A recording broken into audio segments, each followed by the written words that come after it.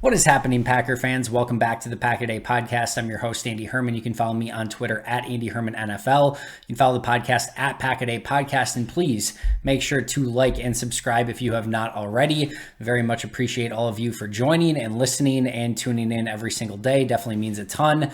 Today, I'm going to be going over really the 53-man roster and taking a closer look at it, specifically by going over my grades from a season ago and seeing which players are back, which players are gone, and kind of trying to glean whether that means this team could be better or worse. We'll get into that in just a moment. But before we get there, we did have a variety of news and notes from Thursday, so let's start with all of that. Let's start with the practice squad, right? So remember, if you remember and rewind back to yesterday, we had 12 players that were officially confirmed for the practice squad. And then there was another group, including Benji Franklin, Juwan Winfrey, Ramiz Ahmed, who were reportedly going to sign to the practice squad. And then the Packers were hopeful that Micah Abernathy was going to sign as well, which would get Green Bay to their 16-man practice squad. However, we had a couple twists and turns on Wednesday.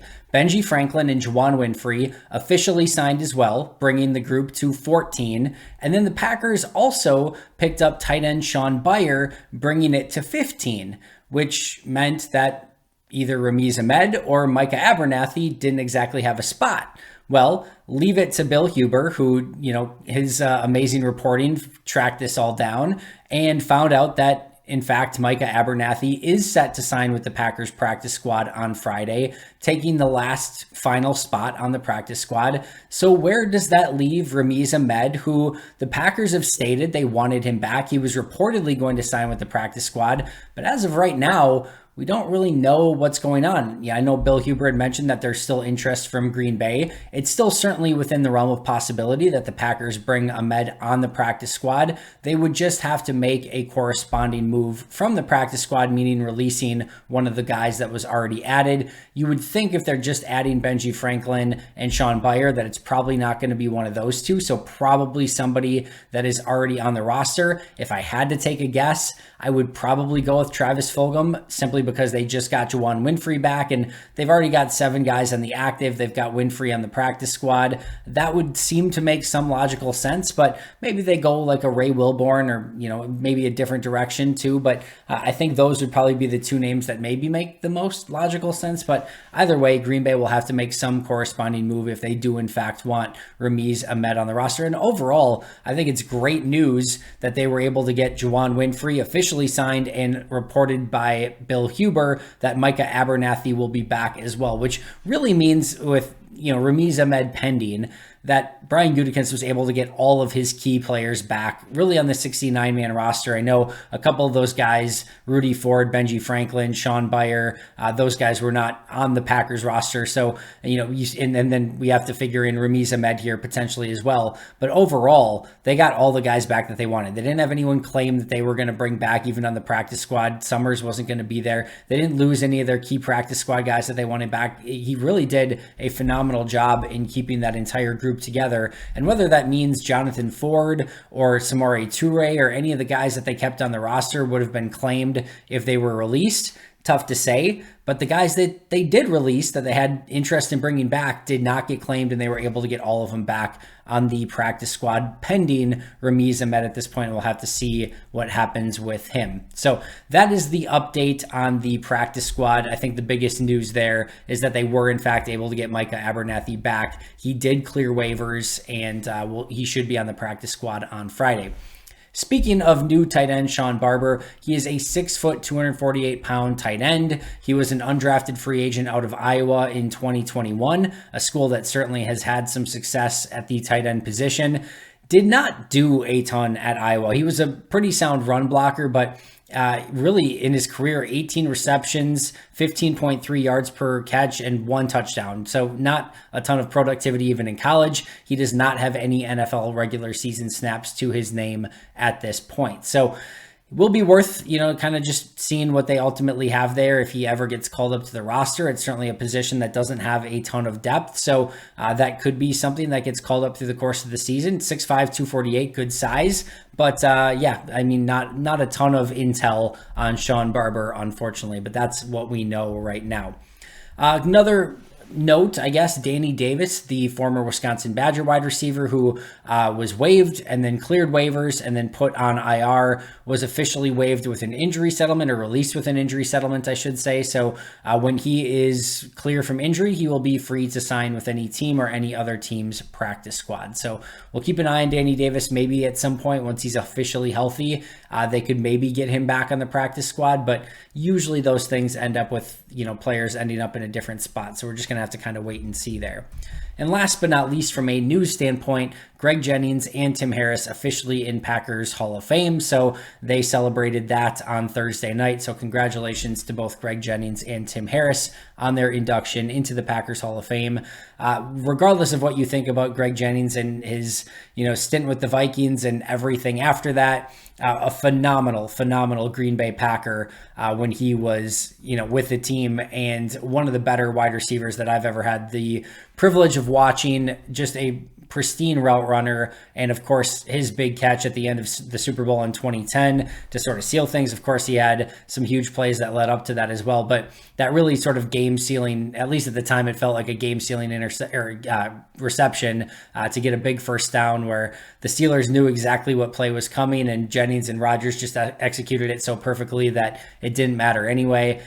Some special moments from Greg Jennings in that game. And listen, when I was watching that team, like, Greg Jennings was like an all-time favorite Packer for me when I was watching him as a member of the Packers. And always a bummer when a player goes to the Vikings and, then just has a bizarro, I don't know, almost, vendetta at times against Rodgers and the Packers. And it's been weird, right? So everything since then, not great, but his time with the Packers is more than deserving of a Packers Hall of Fame entry. And, interesting and surprising that they did it while Rodgers was still with the team, because there certainly doesn't seem to be a great friendship there between those two, to say the least. But either way, kudos to Jennings. And then Tim Harris, really fantastic sack artist. I got to see sort of the tail end of Tim Harris's career, and clearly was not as analytically driven at that point in my fandom. So I can't speak too well to Tim Harris and his overall game and what he brought to the team. But I will say, phenomenal player on Tecmo Super Bowl. For those who know, not quite Bob Nelson-esque, but certainly a very good player. Not many good players for the Packers on Tecmo Super Bowl. You basically had Sterling Sharp, Tim Harris, and then, for whatever reason, Bob Nelson was like one of, if not the best player in the game, one of the best players in the game for no apparent reason. But either way, Tim Harris, thank you for your efforts in Tecmo Super Bowl, the biggest influence on my Packer fandom. But I know he was a very good player in his day as well. So kudos to both of those guys. But the main event today, wanted to take a closer look, and probably not going to spend a ton of time on this, but I did want to take a look at some of my grades going back to last season and really see, all right, which players did the Packers keep, which players ended up on the practice squad, which players are gone entirely, and what does that mean for this upcoming roster, and which players are actually back and going to make a huge impact on this team. So overall, there were 62 players that took a snap of either offense or defense from a season ago for the Packers. 62 players. 19 of those 62 are returning on offense, and 15 of those 62 are returning on defense. So 34 of the 53 are returning players in some capacity from a season ago, and then a lot of new faces, new names, rookies, free agents, etc. So only 34, 19 on offense, 15 on defense, that played in some capacity for the Packers a season ago. So what did those grades say? Well, of the offensive players, 13 of the 19 returning players on offense graded in the positive for me, 6 graded in the negative.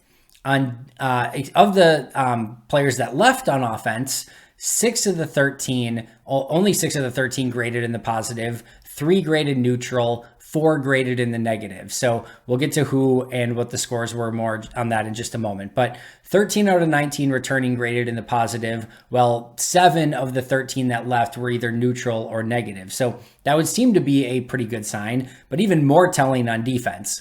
11 of the 15 players that are returning on defense graded in the positive. Only 4 of the 15 returning players graded in the negative. And the crazier statistic of all of this is, of the 15 players that received snaps on defense from a season ago that are no longer on the team, 14 of the 15 graded in the negative. So it seems like Brian Gutekunst and I probably saw at least somewhat eye to eye for the defense. Same thing with Matt LaFleur. And, they obviously decided to bring in some new talent and sort of get rid of the players that were not performing up to expectations from a season ago. The one player who graded in the positive that is no longer with the team had a plus 0.05 grade and only played in a few games. We'll talk about who in just a moment. I'll let you hypothesize in the meantime. But only one player who's gone, who played in only a handful of games, if not less, and very slightly graded in the positive, was basically a neutral grade. So not like they have any major players leaving in that regard. So let's take a closer look at this. And before I jump into this, for those of you who have not been here for my grades or have read my grades on Packer Report or Cheesehead TV before that, I have done this now since, double checking here, 2017. So since 2017, I have graded every single player on every single play on offense and on defense. I don't have the stomach nor the knowledge really to do it on special teams, nor the tape. I don't get any more special teams tape. It's just offense and defense for whatever reason. But I digress. So every offensive play, every defensive play, every player, every game since 2017, I have graded with a consistent grading scale. I will say 2017 was slightly different. 2018 to now has been the same grading scale every single time. And 2017 was just a degree of difference. So I've had the same philosophy and formula for a while now. And again, I've graded every player and every play on offense and defense since 2017. So this is not the be all end all. It's not perfect. I don't know the plays always. I don't know exactly what players were supposed to do. The big example that I use here is like the Randall Cobb's first touchdown. If you ever have a chance, go watch it. Great touchdown. Comes across the middle. Rogers hits him in stride. He accelerates and goes for a touchdown. Clearly, what would have been, I wasn't grading it at the time, but clearly what would have been a very big positive grade for Randall Cobb.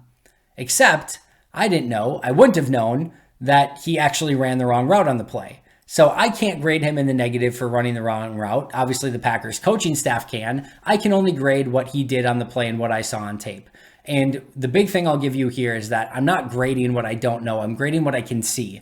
So meaning that I'm more focused on if you've got, Devonte Adams versus a corner on the outside and Rogers throws the ball, how did Devonte do in that situation? I'm not grading what he was supposed to do or anything like that. I'm grading what we saw. Did he go up and beat the corner for the ball in a one-on-one situation? Was Jair Alexander able to shut down the player across from him in a one-on-one coverage situation? So I'm grading the things that I can see on the play. I'm not grading the things that I can't see.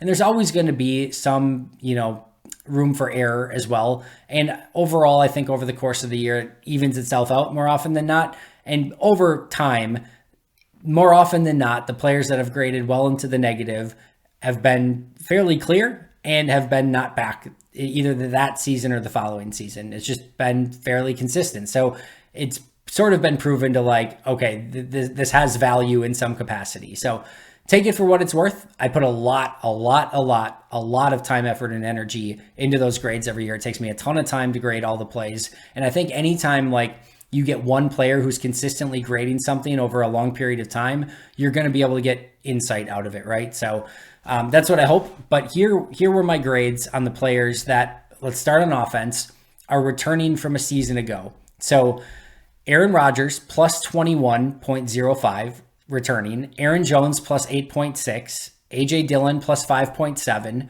Randall Cobb plus 4.75, JRJ, John Running Jr. plus 3.65, Mercedes Lewis plus 2.9, Alan Lazard plus 2.75, Elton Jenkins plus 2.65, Bakhtiari in one game plus 0.8, Tunyon, remember he was injured the majority of the year, plus 0.6, Jake Hansen barely played, plus 0.2, Josh Myers plus 0.1, Tyler Davis plus 0.05. Those are the players that are returning on offense that graded in the positive. Now, what the actual values and numbers mean, don't get too caught up in it right now.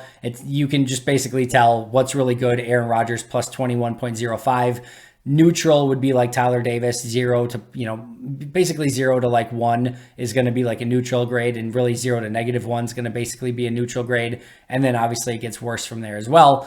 But those are the players that are returning that graded in the positive. So Rogers, Jones, Dillon, Cobb, JRJ, Lewis, Mercedes Lewis, Lazard, Elton Jenkins, Bakhtiari, Tunyon, Hanson, Myers, and Tyler Davis. There were, 6 players who graded in the negative that are returning on offense. And we'll break all of these down in just a second. Tylan Hill, negative 0.25. Amari Rogers, negative 0.45. Josiah De Guara, negative 1.25. Jordan Love, negative 1.8. Yosh Neyman, negative 3.05. And Royce Newman, negative 4.95. So those are the 6. But let's take a closer look at the 6 players that are returning who graded in the negative from a season ago. Tylan Hill, rookie season, barely played on offense, was primarily a kick returner, and then went down with the ACL injury. You would expect him, as he gets, in his second year and gets healthy from the ACL, that he would be able to be better than he was from a season ago. And to be fair, he's actually not on the 53 right now, so we could even take that one off if we really wanted to, but he's on the PUP list and is going to be on the 53 at some point, so I did include him. So he's technically like the 54th player right now. So negative 0.25, but again, rookie season, and clearly should, assuming he can come back from his ACL well, he should be a better player in year 2 than year 1. And he may not even get many touches because they've got Dillon and Jones, right? All right, Amari Rogers barely played as a rookie on offense and has shown improvement from year 1 to year 2. Was his rookie season a season ago, and you would expect him in some capacity to be better in year 2. Josiah De Guara was year 2 last year, but remember, he was coming off an ACL injury from the season before, a negative 1.25 grade, but I thought week 11 against the Vikings, and I've mentioned this before, is when he started to look better and things started to slow down for him. He had that touchdown in the back of the end zone on sort of a scramble drill play from Rogers. Since week 11 to the end of the season, a plus 1.1 grade for De Guara. So he really started to come on at the end of the year and play better football. Jordan Love, negative 1.8. Clearly, his first snaps ever as a quarterback. That Kansas City scenario was brutal. Detroit's on the road and all with backups. And he's clearly been a far improved player. Matt LaFleur said light years ahead from what he was a season ago. So you'd expect better out of him, even if he does have to play, which hopefully through the course of the year, he does not have to play. Yosh Neyman, negative 3.05 grade on the season. But remember, that was his first playing time as a player. He basically redshirted 2 seasons, finally got playing time. And at the end of the year, in his last 5 games that he played and played significantly in, negative 0.2 grade. So basically a neutral grade. So he improved as the season went on and he actually got regular snaps. And then Royce Newman, negative 4.95 grade, but in his last 5 games, he graded completely neutral, 0.00. So he got better as the season went on. Also his rookie year. So your 6 guys that are returning that graded in the negative: rookie Tylan Hill last year, rookie Amari Rogers, Josiah De Guara in his second season and coming off an ACL injury, Jordan Love in his very first snaps as a player in year 2, Yosh Neyman in his very first snaps in year 3, and Royce Newman was also a rookie. And all of them that played, well, specifically here, De Guara, Neyman, and Newman, got better as the season went along. So overall, like, all 6 of those guys make sense to bring back, I think, in some capacity. Amari's probably the one you could argue maybe a little bit, but all of them should be better this year as well. So I think that's a positive. And again, these are young players who you're hoping are going to grow this upcoming season. All right, how about the players that are leaving on offense? The biggest one here, clearly goes without saying, Devonte Adams, who was a plus 18.85 player a season ago. A massive grade that they're going to have to find some way, shape, or form to replace. Equanimeous St. Brown is the most interesting one on this list. Well, clearly Adams is, but after Adams, EQ had a plus 1.8 grade in minimum snaps. A lot of that was due to some really good run blocking. More on that in a moment. MVS plus 1.6. Dennis Kelly plus 1.55. Patrick Taylor plus 0.75. Dominique Daphne plus 0.45. Benkert had a couple kneel downs, so neutral. Malik Taylor was neutral. Cole Van Lanen was neutral. None of those guys really played much. Ben Braden, negative 0.05 in very limited snaps. Juwan Winfrey, negative 2.4. Billy Turner, negative 2.45. And Lucas Patrick, negative 5.15. So Winfrey clearly on the practice squad, but he's not on the 53, which is why he's on this list. Billy Turner gone to Denver. Lucas Patrick gone to Chicago. But the reason I said EQ is the interesting one, of course, Adams is the big move and they get in the draft picks and so on and so forth. MVS at a plus 1.6 for the contract he got. You're not concerned about that player leaving. Again, he had a slight positive there, but it wasn't anything too much. And for a 10 plus mil per year deal, like, you don't mind losing that. Dennis Kelly was fine, but again, I think they have the players in place to replace Dennis Kelly without much issue. Patrick Taylor's on the practice squad. Daphne's not going to matter much, and everyone else was released. The reason I say EQ is interesting isn't because I don't think they've improved the bottom of their roster at wide receiver, but just like, he got a vet minimum deal and is going to be one of the Bears' top 4 wide receivers, graded in the positive well, was a special teams guy, was a really good run blocker, like a very good run blocker. And he started to come into his own a little bit, had that nice catch against the Vikings. So that was the one to me that was a little bit surprising. And based on his not productivity, but based on his grade and then the contract that he got, it just would have seemed like a no-brainer to bring him back. But like I said, even if he was brought back, I don't think he would have made this roster of wide receivers anyway. But that was like the one interesting one there. But overall, Devonte Adams, clearly the big missing piece there, but everyone else, again, EQ, MVS, Dennis Kelly, Patrick Taylor, there's nobody there that you're super concerned about from an offensive standpoint. All right, how about defense? Here are the players that are returning. Kenny Clark plus 11.7, Rashawn Gary plus 6.2, Rasul Douglas plus 6.1, Amos plus 5.9, Campbell plus 5.7, Jair Alexander in almost no snaps whatsoever, plus 2.9, a huge grade in very minimal snaps. Preston Smith plus 2.85, Dean Lowry plus 2.8, Chris Barnes plus 1.4, Eric Stokes plus 1.25, TJ Slayton plus 0.25. So Clark, Gary, Douglas, Amos, Campbell, Alexander, Preston Smith, Dean Lowry, Chris Barnes, Eric Stokes, TJ Slayton, all graded in the positive. Only 4 players who did not grade in the positive. Shamar Jean-Charles, negative 0.5, rookie, barely played. Tipa Naliai, negative 1.45. Darnell Savage, negative 4.15, more on him in just a moment, and Jonathan Garvin, negative 6.15. Had they released Garvin and went with Kobe Jones, it would have improved the overall grade of those returning tremendously, but they decided to keep Garvin. But a negative 6.15 grade for Garvin, my lowest graded player from a season ago. But as I mentioned, SJC is a rookie. Then you've got Tipa and Garvin, who will likely be in the rotation of edge rushers again, which I'm nervous about. And then Darnell Savage, yes, negative 4.15 last year, but was a plus 4.65 grade in 2020. If anyone can bounce back, or if he could even just have a neutral season, that would be a big improvement.